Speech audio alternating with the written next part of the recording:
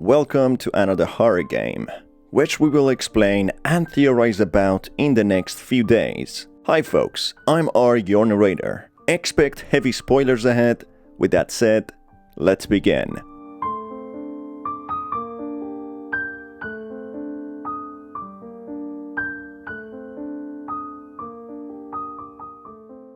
I will summarize the story of Visage in this video and explain the more ambiguous sides of it.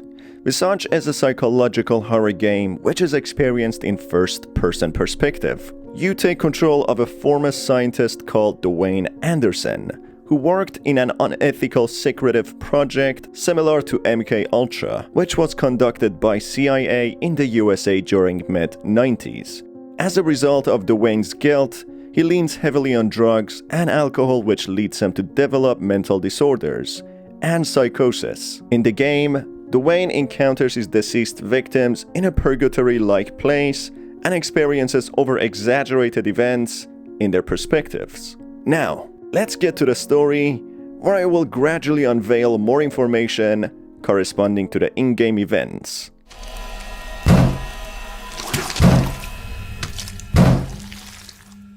Looking through the eyes of a mysterious character, we see him loading up a revolver with bullets and proceeding to shoot 3 victims, including what seems to be the mother, then the son, and the young daughter, while all try to break loose from the restraints. This person then turns the gun on himself and pulls the trigger for one last time. After fading back to color again, our protagonist wakes up in a room covered in tiles from a spot which is smeared with a black goo substance.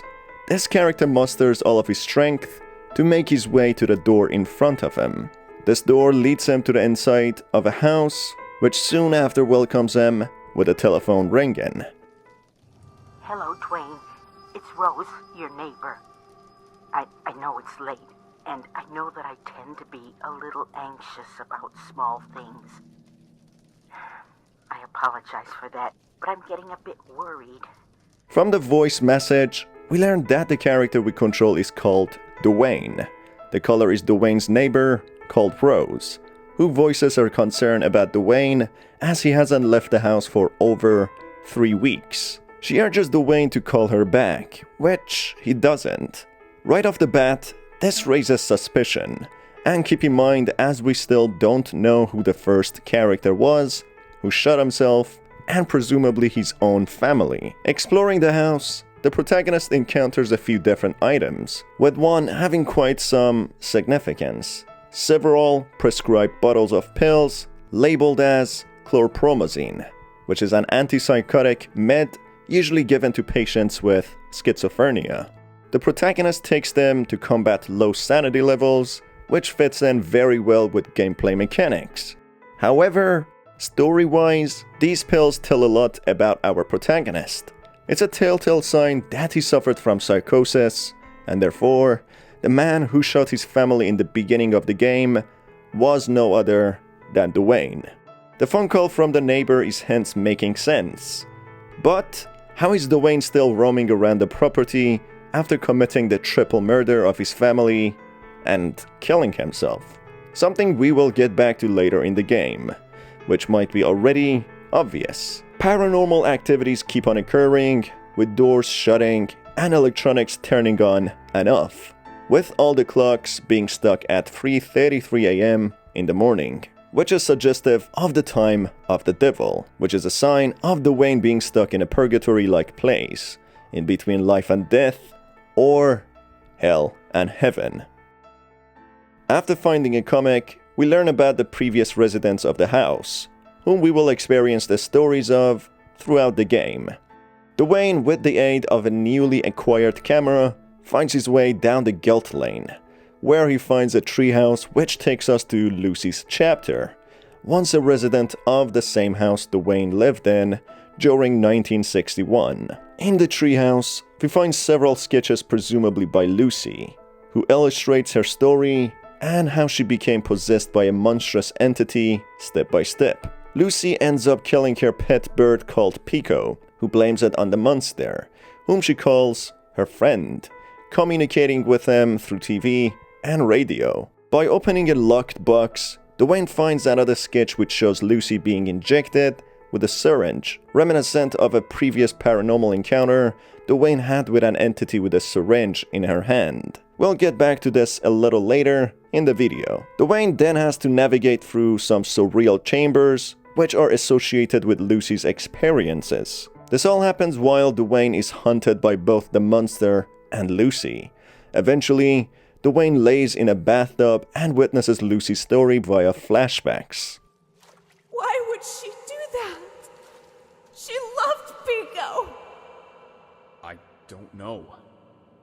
She's never done anything like it. We have a rundown of how Lucy started hearing the monster through TV and radio, and how he wanted to be friends with Lucy. She then developed abnormal behaviors which caused her to bite off the head of her pet bird, Pico. Her distressed parents sought the help of professionals who prescribed her with syringes. Soon after, the syringes seem to be not helpful as Lucy's condition worsens. Then we are finally taken to the moment of her death, where she locks herself in the bathroom and rips her jaw out under the monster's influence, presumably, while her parents desperately try to open the door. Lucy eventually dies due to severe blood loss, an unfortunate case which wasn't necessarily her fault. We then take a key which starts Dolores' chapter, another unlucky resident of the house who moved in after Lucy's family in 1962. With the aid of an entity, Duane finds a portrait of an elderly couple, with a long hook stuck on the man's face. We soon learn that this elderly woman is called Dolores, and the man is called George, her husband. Through playing an audio cassette, we hear George mentioning that Dolores has been diagnosed with multiple mental health illnesses, as she shows symptoms of delusion and psychosis. Dolores' symptoms are aggravating. Doctors tell me it's become very hard to pinpoint the exact disorder. They tell me she's got symptoms of schizophrenia, bipolar disorder, psychosis, dementia, and more.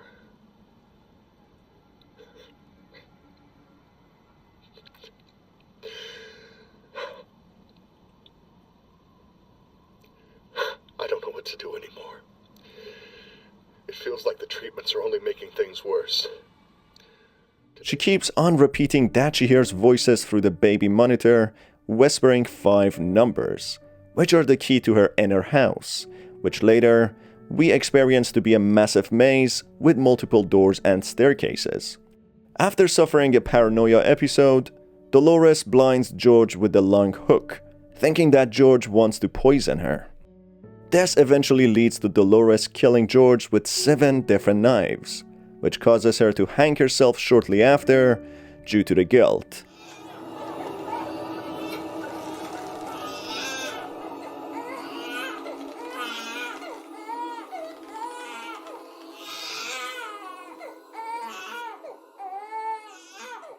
In 1965, another resident moves in called Lewis Taylor, who doesn't have a chapter dedicated to them, which leaves us with theorizing, which we will talk about briefly later in the video. This brings us to the 28-year-old Rakon al-Mutawwa, another resident of the house who moved in on 1970. Rakon's chapter is mainly experienced in a hospital, through some flashbacks and a discussion between 2 doctors. We learned that Rakon was suffering from delusion and a condition called scopophobia, which is the fear of staring. This is further reflected on some paranormal events Duane experiences where he sees eyes on doors. Through a flashback, we see Rakon shooting multiple times at a monster before the monster grabs the hold of him. With you. I have the information you requested concerning the patient that came in tonight. He claims that someone broke into his house and tried to strangle him, and that he used his firearm in an attempt to defend himself. What's weird is that there's nothing in the police report that indicates any break-in. There are some minor bruises on his body, but they all seem self-inflicted. The police also interrogated the neighbor who called the police. She claims to have seen him tossing books from his bookshelves frantically, seemingly searching for something.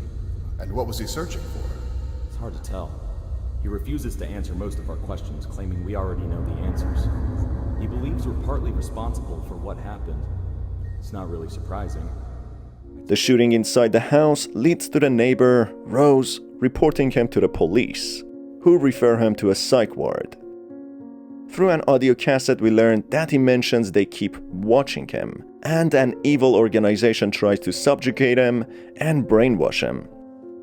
He also describes an eyeless humanoid that keeps on watching him, a very good metaphor of what is actually to come and what is hiding behind the doors. Duane experiences this chapter through Rakon's perspective and gets chased and hunted by these eyeless humanoids. We then face Rakon in a room with multiple monitors having an eye on the screens and several real eyes watching, in a room which seems to be filled with top secret files. Yet again, an encounter that is reminiscent of what Rakon was figuratively experiencing. Rakon firmly keeps his belief that an evil organization is watching him and that the psychiatric ward he is treated in secretly works with them. As a result, he opposes receiving treatments, causes trouble, and even kills a staff member. He also jumps out of a window in efforts to escape the hospital, which breaks both of his legs. Eventually, a doctor informs him that he can leave the ward as he doesn't show aggressive behaviors anymore, while he seems to be fully sedated and on a wheelchair. And now disabled Rakon is finally seen shouting that he has a lot of dirt on the evil organization and that he will expose them, at which point a mysterious character shuts the door on him, isolating him before the lights are turned off, ending in Rakon screaming in agony. Hey, what are you doing? Who sent you? Wait! No! Fuck!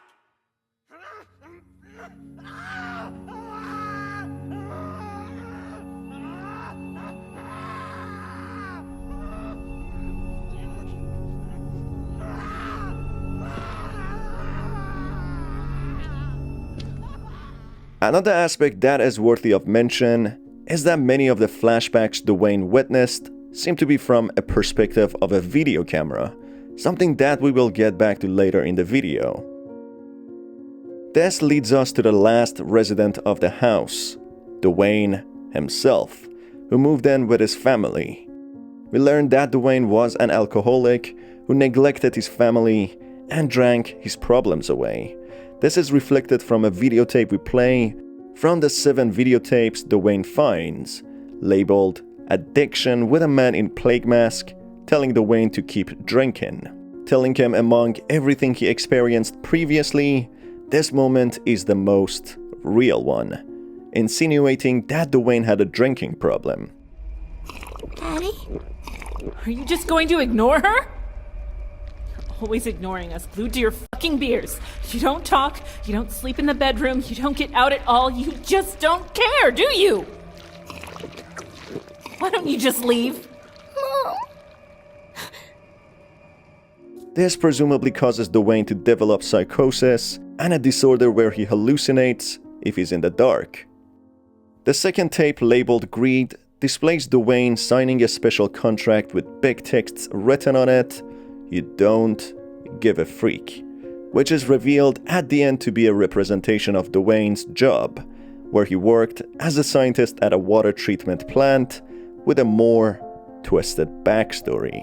In the negligence tape, we see Duane walking an endless aisle filled with boxes of beers, a representation of Duane's addiction to alcohol and how it caused him to neglect his family. The announcer in the shop keeps on repeating nothing but beer, illustrating how Duane only wanted to drown himself in booze. Nothing but beer. It's a beautiful evening. The grocery store is the place to be right now. We've got all your needs for food, especially drinks covered. It's hot outside. A beer would be nice, wouldn't it? Probably due to the sketchy nature of what he was responsible to do in the water treatment plant. Another tape, labeled Indifference, shows how hollow Duane had become and how his wife informs him that he has become indifferent, as if he doesn't have a soul anymore. We are presented with some other figurative representation of Duane's real-life experiences, where he takes variety of different pills to numb his self-guilt. And we hear Claire, Duane's wife, urging him to talk, and that she loves him. Then her voice transitions into a distorted voice, saying that she's only with Duane because of his money. She even says that he knows it's blood money, but she doesn't care. She continues blaming Duane for all the victims and tells him to kill himself by ripping his own jaw, hanging himself or stabbing himself with 7 different knives, just how his victims died. The voice is distorted in a way as if it's Duane himself thinking that, and imagining his own mental thoughts in the shape of his wife and children.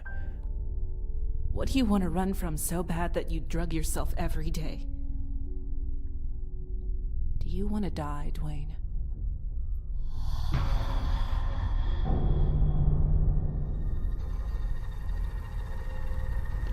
I could help you with that, you know. I'm only with you because you have money. It's probably blood money, but I don't care. I don't care about you. If you want to die, I'll happily oblige. Do you want a rope? Want me to kick the bucket? Life would be so much easier without your mopey face around, you delusional fuck. Want me to stab you with 7 knives? Want me to rip the jaw off your ugly face? How about I break both your legs and leave you to rot in a cellar? You're a disgrace. People despise you. I despise you. Your children despise you. You're horrifying. You should die. Therefore, we can safely assume that Duane was involved in a sketchy secretive project where his actions caused people to die. And maybe the characters that Duane encounters in the game were all victims of his actions. In the Pride videotape, everything starts making sense as we enter a lab where Duane worked in, with his name on a timesheet. This is a secret lab which is called Health Pharmacy, which synthesizes hallucinogenic drugs, to be precise, LSD, as its chemical structure is hung up on the wall in the form of a poster. Therefore, it's possible that whatever Duane was doing in the water treatment plant was more than just purifying the water. Quite possibly, they were polluting the drinking tap water with these synthesized chemicals, a real-life event which did in fact take place during the 90s. As an experiment to mind control people, this project was called MKUltra, which recently resurfaced as CIA. The culprit behind running this experiment made extensive efforts to destroy any evidence of this experiment taking place. The next tape is labeled Prison, where Duane is chased down by a figure covered in the black goo that Duane woke up in the beginning of the game. The final tape is labeled Affliction, which takes Duane to the water treatment plant, where he finally finds a well which all the water pipes lead to, which has a lot of dead bodies inside. A man similar to the figure in the prison videotape pulls Duane down into the well. This is the representation of all the people who died due to spiking the drinking water. The black goo substance is possibly the representation of the tampered drinking water and the guilt that Duane carries with himself. All the residents of the house fell victims to the secret operation that Duane was involved in. In this segment, we also learn the backstory of Lewis Taylor, another resident of the house who didn't have his own chapter. It turns out, Lewis was in fact another employee in the water treatment plant, who quite possibly was involved in this operation as well. That is why we don't have a chapter of his, as he didn't directly fall victim to Duane's wrongdoings. Instead, he was a culprit himself, just like Duane. That is why he was covered in the black goo substance, possibly similar to Duane, as Duane wakes up from a place covered with the same substance. The black goo, therefore, is possibly the representation of guilt these scientists carry with themselves, which has stained them. All of the residents of the house link back to Duane, as he was the person responsible for their death. Lucy wasn't actually possessed by a real monster. She was simply hallucinating, and the doctors injecting her with syringes were experimenting on her even more, injecting her with more hallucinogenic drugs. Dolores was also being given hallucinogenic drugs by the doctors who were treating her, causing her to have paranoia of being watched, hence all the peepholes in her segment and chapter. Then Rakon, who probably was the person closest to figuring out this experiment, as he did mention he's being watched, and that there's an evil organization that wants to control him. That is why majority of our encounters with him were seen through the perspective of a video camera. And at the end, a mysterious person closes the door on him, and they presumably do more experiments on him. Duane, understanding the impact he had caused on people, leans heavily on drugs and alcohol to numb his guilt. This eventually causes him to lose his mind, suffer from psychosis, and finally end his own life and his family's lives. What do you want to run from so bad that you drug yourself every day? Do you want to die, Duane? During the game, he's also stuck in a purgatory-like place, where he experiences his impact on his victims through their perspective, the mental trauma he had bestowed upon them, and the horror of how they all lived and died, affecting the lives of people around them as well.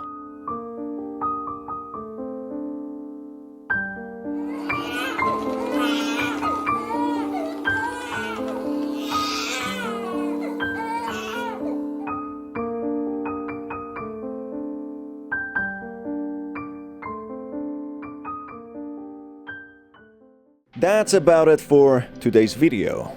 I'm in the process of making a video explaining all the endings as well, so make sure to stay tuned by hitting the subscribe button and the notification bell not to miss out on them. It's been your host Star. Till the next video, have a fantastic day.